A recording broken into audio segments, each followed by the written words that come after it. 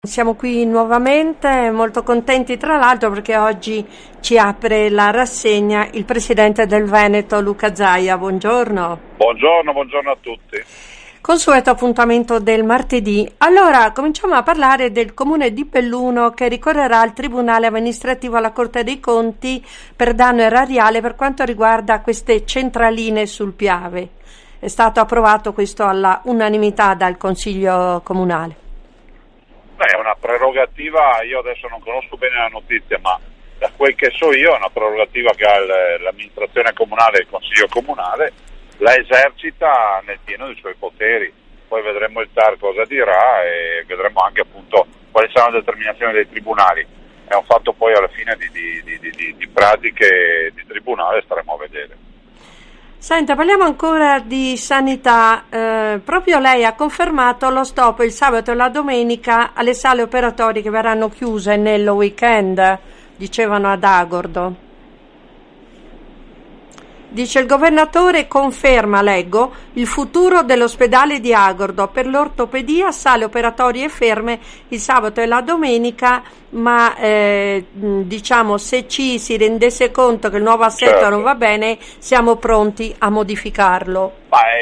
Io non ho che confermato quello che c'è scritto sulle schede ospedaliere. Sì. Ovviamente stiamo parlando di 80 milioni di prestazioni sanitarie, di 68 ospedali e di più di 90.000 dipendenti tra dipendenti diretti che sono 60.800 e quelli indiretti e 2 milioni di accessi a pronto soccorso. Questo vuol dire programmare la sanità veneta. Allora, perché dico questi numeri? Perché dico che la perfezione non c'è mai nelle scelte. Vediamo come funziona, esiste anche da altre parti.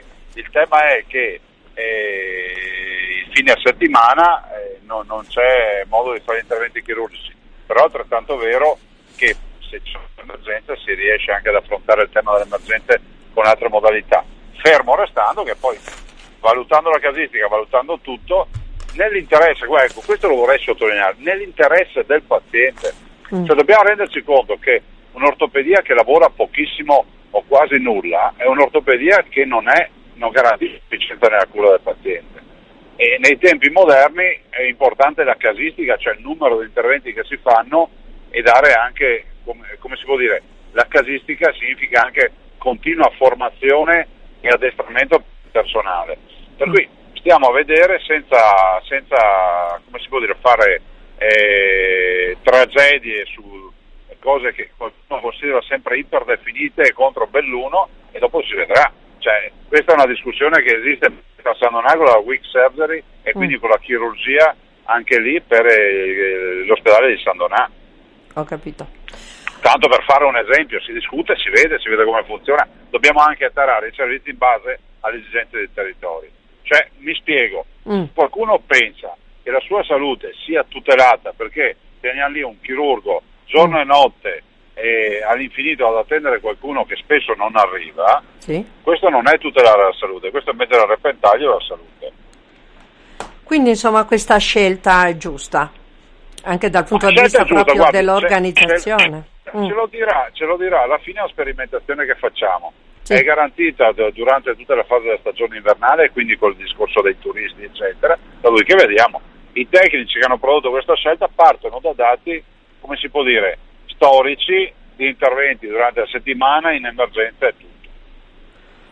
Parliamo della legge di stabilità che toglie le agevolazioni sul carburante proprio alla provincia di Belluno. Insomma, c'è ancora questa grande responsabilità dello Stato, no? Su questa area sempre più disagiata come la nostra. Ma guardi, la legge di stabilità fa macelleria sociale. Abbiamo i cittadini, ma anche i bellunesi dicono, si rendano conto che abbiamo una legge di stabilità che per noi è la vecchia finanziaria, che fa una manovra di quasi 30 miliardi di euro e la fa tutta in deficit. Cioè vuol dire, se paragonassimo un bilancio familiare, vuol dire una famiglia che non ha soldi, a un certo punto si riunisce e dice il prossimo anno viviamo da ricchi. Sì. E qualcuno dice ma scusa, i soldi dove prendiamo? Facciamo debiti e poi qualcuno li pagherà. Cioè rendiamoci conto che sta accadendo questo.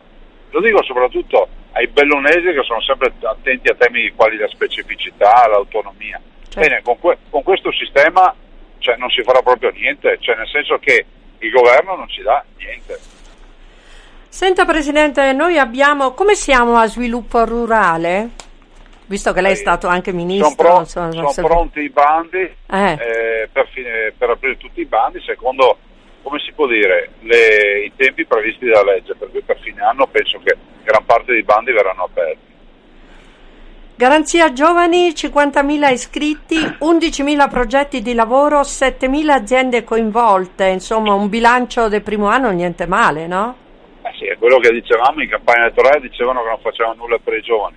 Adesso ovviamente passata la campagna si può tornare a parlare bene del lavoro che fa la Regione del Veneto nel mercato del lavoro.